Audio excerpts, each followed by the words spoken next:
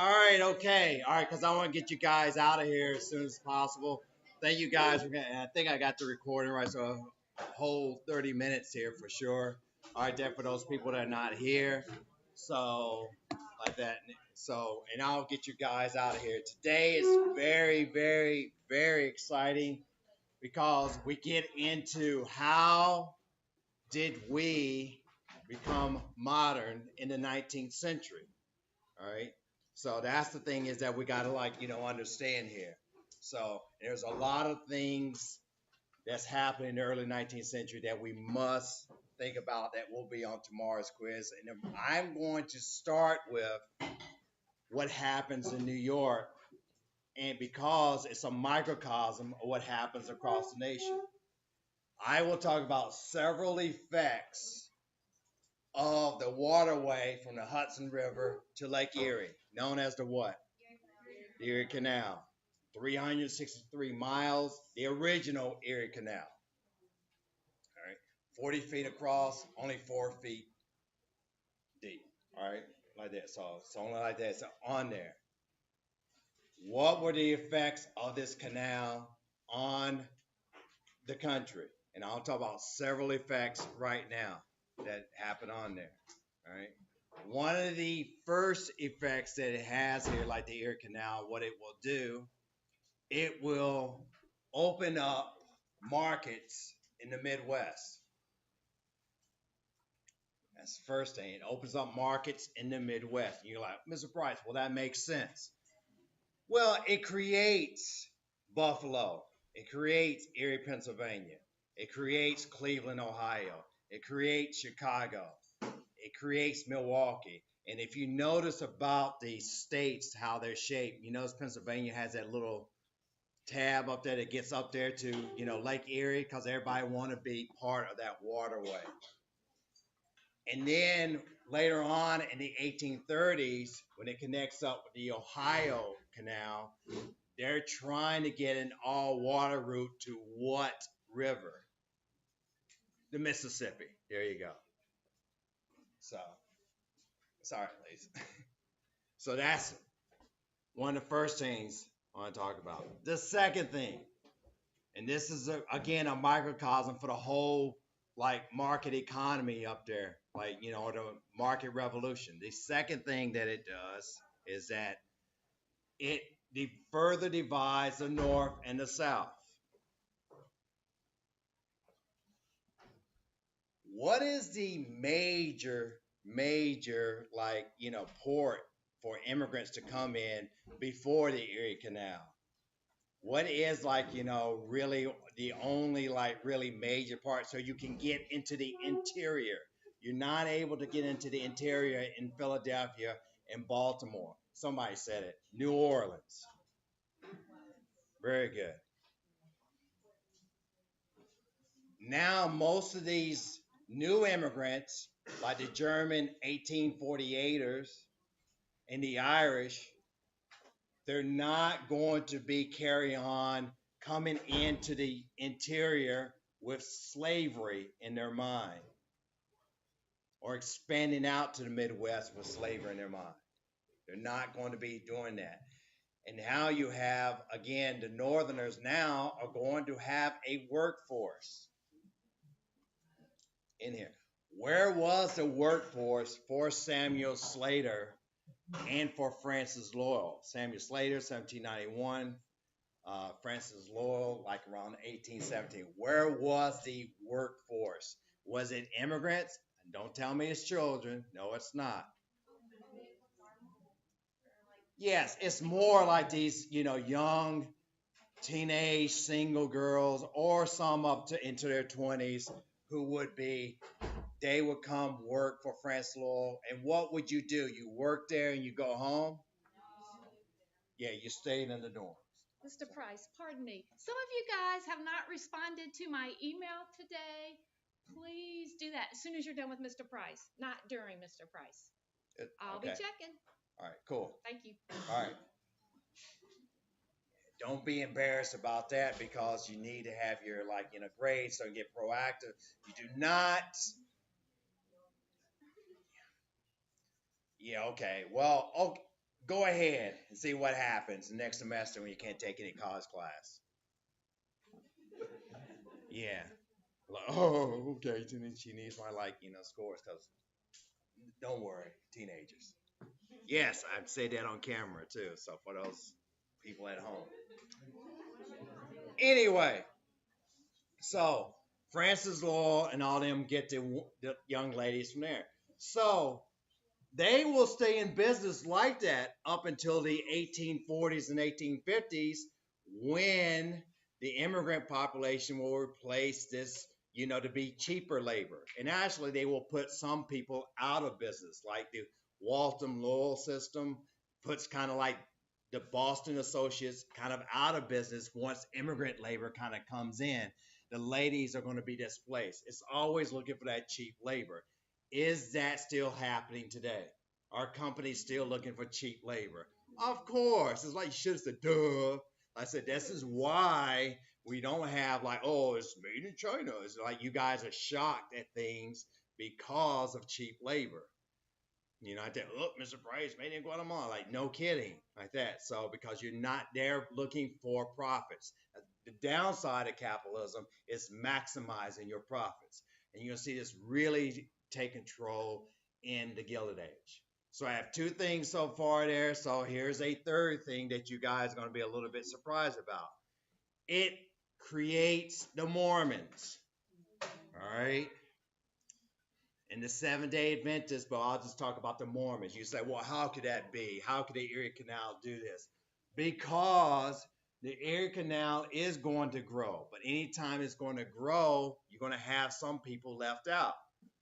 And Joseph Smith, who has a vision, all right, so from an angel, it feels like he's going to be left out and says there's a better way. And actually, I know, most of the traditional Christian religions have gotten it wrong. And so he starts recruiting around New York. Actually, the Erie Canal and around upstate New York is where Mormonism, has its origins. It's not Utah. All right, that's something that they will go out to. That's coming up in the next couple of days anyway. So it creates this Mormonism. All right. Now, fourth thing, all right, it makes New York a commercial city.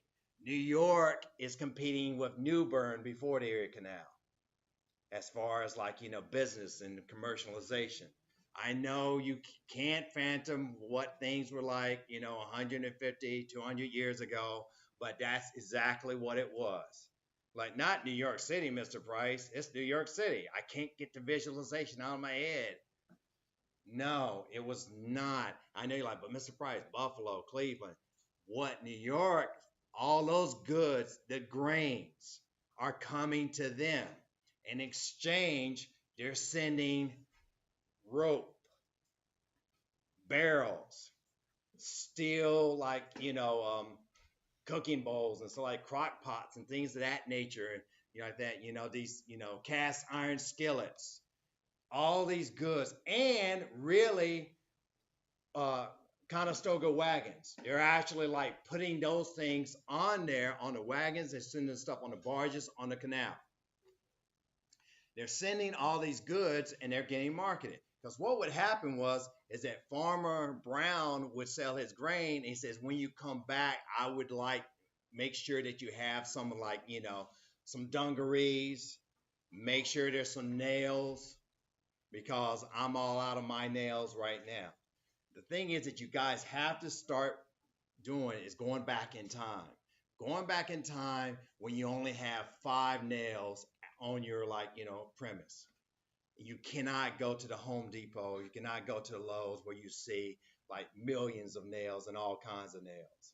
What they usually would do with nails, and this is what would happen a lot of times too, sometimes neighbors would steal other people's nails, taking them out of their house, taking them out of their hen house, taking them out of, right, because it's that valuable.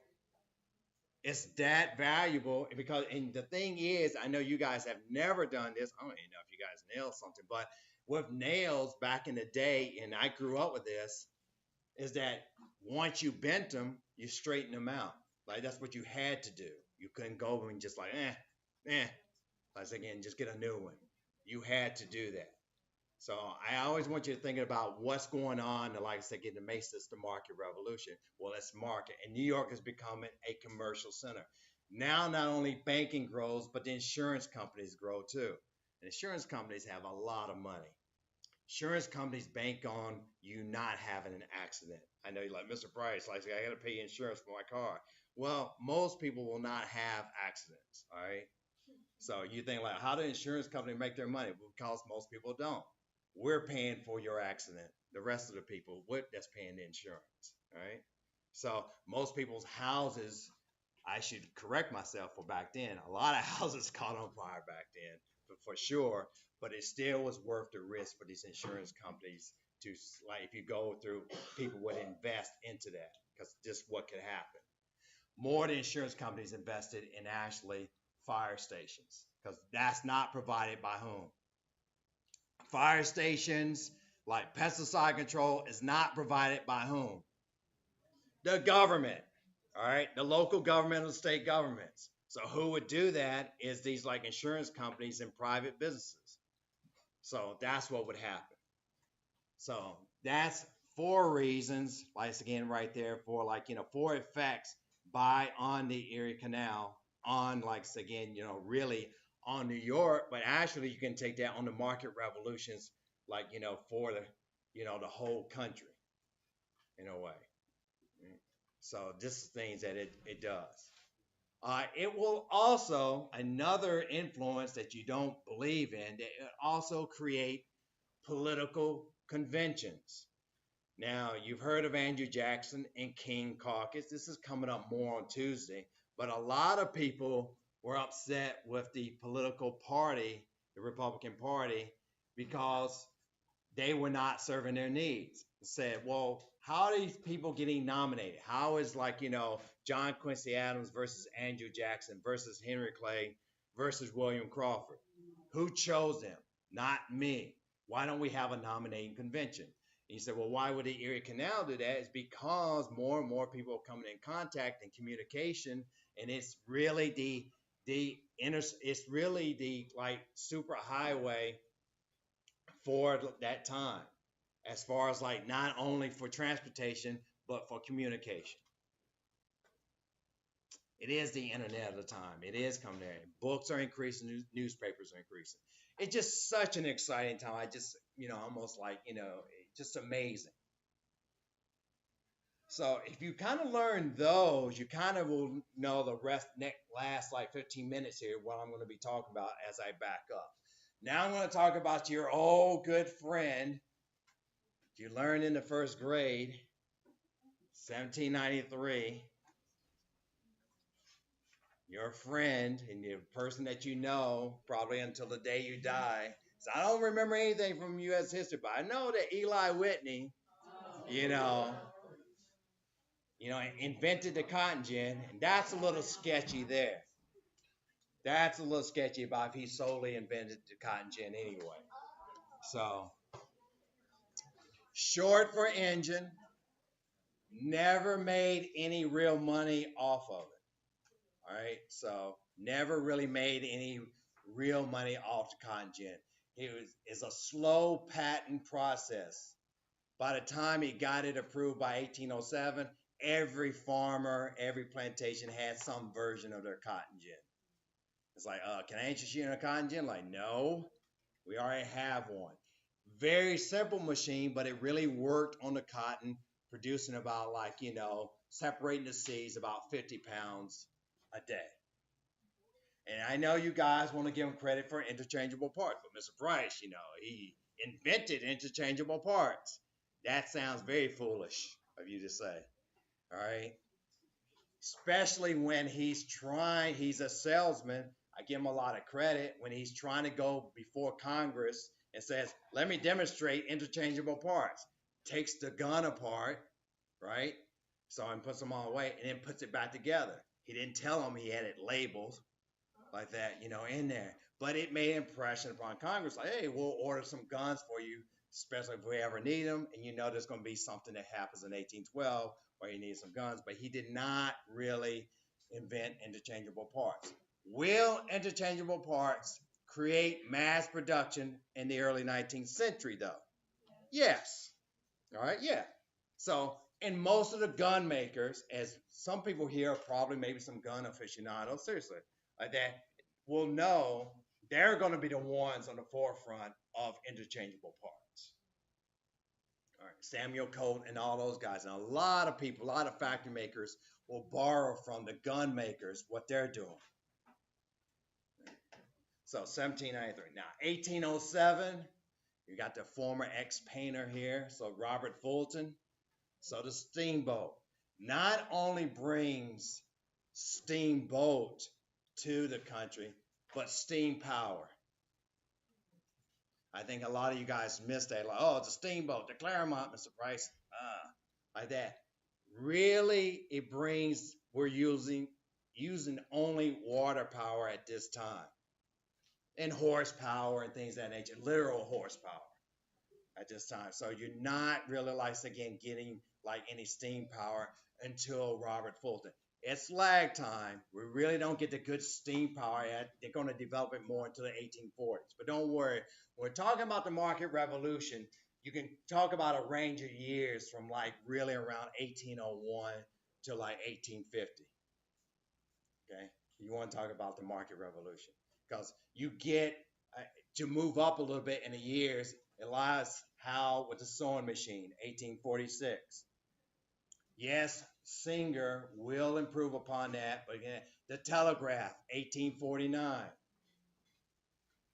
The steel plow, 1832, John Deere. Vulcanized rubber in the 1840s. Does anybody want to tell me what Charles Goodyear and what is vulcanized rubber? And what does that do? Mix it in with sulfur. What usually would happen to rubber during the summertime? It would melt. All right. You don't need to know all of these inventors, like that, especially, Eli Whitney, what you already do know and what you should know. You should. But you should know like two or three more. Cyrus McCormick, in the 1830s. I always say this, don't fear the reaper. Like again, everything, the thrashing there as far as, with the crops and the wheat and separating it. And it was horse drawn at this time, but still good. Right. So this is all these inventions are creating this kind of market revolution. You said, well, Mr. Price, why they don't call it the first industrial revolution? You can call it that, but what is the prime thing in markets? What is the prime thing that, like what you say in markets that I showed you with the ear canal? What is it that you need when you open up a business?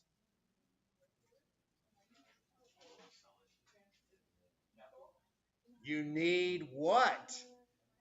Don't worry, you have the money, you have your business, you have everything there. You need customers. Thank you, man. You need customers. It's the market revolution because you have new markets. You have new markets in the Midwest. You even have the immigrants coming in as far as the market.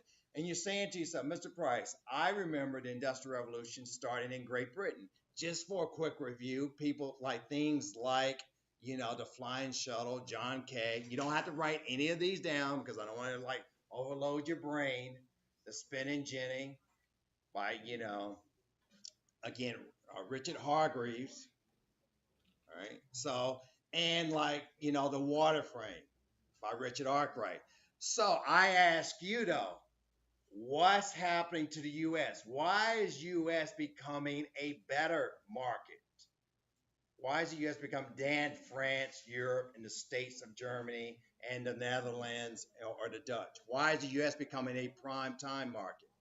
What is happening here between this time? Go ahead, Miles. Immigration. Here comes the labor. Here comes the new farmers. Most of the time, the immigrants do not want to stay in the city, but they have to stay because they have little money. Right? If you have more money, if you're Swedish, you move to Minnesota and you become the Minnesota Vikings. All right. So that's why. So that's what's going on about that. You become, like again, you're able to move. So immigration is one. So it's very making this again new market. They're working, they're making money, and it's also for labor. What else makes us very like again marketable and very like it's going to be where we can compete against England and compete against France and compete against the European countries? What do we have? They do not have at all. Yeah. Yes, large coasts, land, land, land. With excuses to the Native Americans because nobody's really thinking about that, which we should, but they're thinking that like it's unfeathered, untouched, uninhabited, which is not true. But people are just going to keep coming. All right. So we have land, land, land, and land. What? Tell me more about this divide. Where are people moving to? They're moving to the west. That's true. That's true. You're right about that. All right, the canals, like again, everything is system. The national roads. Speaking of which, all right, you have national roads really starting by the states, and like that, really it starts from Cumberland, ends up in Illinois, the national road or Cumberland Road. You had the Lancaster Turnpike. That's really just statewide. Most roads will be statewide. Why? From what we know about from yesterday, the federal government is not funding, these national roads or statewide roads. All right, so that's something that's important. And why is it called a turnpike road? Does anybody know why it would be a turnpike? Yes, it's a toll road like that and everything. So you literally would have these, spikes that would come up in the road before, and then you had to pay, and then they would turn it around. Those spikes would go down. It's a turnpike, right? Really. And I know what some of you are saying. I would go there and just go another way. Well, go ahead and get stuck in the mud and go ahead and get like, it's there's no way around it with your wagon or your horses or whatever and stuff with your goods and stuff. Go ahead, take those ways. The Erie Canal will pay for itself. It's state run. It's sponsored by DeWitt Clinton, the governor. It will pay for itself through its tolls in 10 years. All right. Takes about like, initially talking about like maybe total cost about eventually 7 million to start, but they will recoup that in about 10 years. All right. So a lot of people will invest in the Erie Canal and Ohio Canal with securities on that. Right. So you have that that's going on. So we had the land, we had the immigrants that's working for us. People are moving out west, but they're also moving someplace else. In like 1795% people lived in this area, but by like 1820, 25% will be there. Where are they moving to? Where are they moving to? Where are the opportunities? Where is the like, factories like that? Well, that's true too, but we're at in New York. Where are you going to move to if you live in Oneida, the cities? Urbanization is going through. That's I know it's an obvious answer that we will, but it's something that we need to concentrate on. That people are moving to the cities. So Jefferson's agrarian paradise is going to be joined by new urbanization. All right. So you guys can predict what's going to happen as all these Germans, these Irish move in here. What is going to be a reaction from great Americans, as we know, or real Americans, as we know? Yes. They do not want them. They're inferior. All right. These are not the immigrants from the late 19th century. The early immigrants are primarily from the German states and primarily from Ireland, escaping the famine. So you get a political party that will be formed, the Nativist Party, also known as the Know Nothing Party. Right, it says, are you against immigration? Hey, look, I know nothing, man.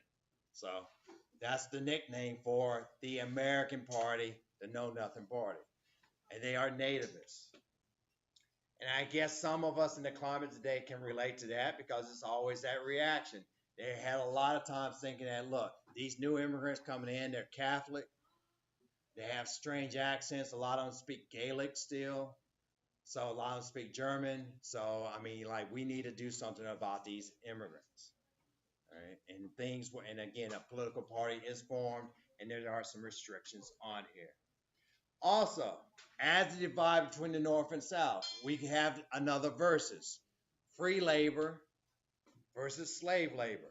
That's going to be the debate. Free labor versus slave labor. Now, free labor, according to the Southerners, should be put in quotes because what do you know about the developing, like, factory system that's happening in the 1840s, 1850s? It can be what? Are they being treated very well? Is it regulated? No. They will start forming unions like that. Early unions that pretty not as effective as when we get into the Gilded Age. Right? So those things that happen with the immigrants. Now, just a couple more minutes. We have to go to the trains. Trains will flourish in the 1850s, 1860s. Trains did not really take off during the market revolution. Even though 1829, Mr. Price, the Baltimore to Ohio, very good because there's some advantage to trains at this time. What happens during the wintertime with the canals? They freeze. You can't use them. So people started in the 1840s, 1850s that can we start building better tracks? Trains are very unsafe. They're like just the worst things. They are hell on wheels, really, because running off the tracks are not standardized. These are all the early trains. You'd be surprised, like, wait a minute, we're running out of the right size track. All right. It gets narrower. Like I say, there's no way we're going to run off. All right. Or this track is, that you meet in Cincinnati is different from the other track and everything. It's not standardized. And the trains do not have brakes. Right. And you guys are laughing at that. That's not going to come to, you don't get really good, effective air brakes until the Gilded Age. And you just get really bike like brakes, really in the 1840s, 50s, really just like, you're stopping about really several miles before you stop in Cincinnati. Seriously. So that's why we do not talk about too much about the trains and the market revolution. But don't you worry. That will be I told you, the Microsoft, the Amazon of the late 19th century. But let's keep it at canals. Let's keep it at like the Pony Express. Let's keep it at, which does not last that long because the telegraph is going to supersede that. You get it? So, but it will be on those things. Any questions? Your quiz will be primarily market revolution tomorrow and maybe the midpoint because we need to go to reform movements after that quiz you take. Very good. And you guys need to get out of here. I say I always will stop.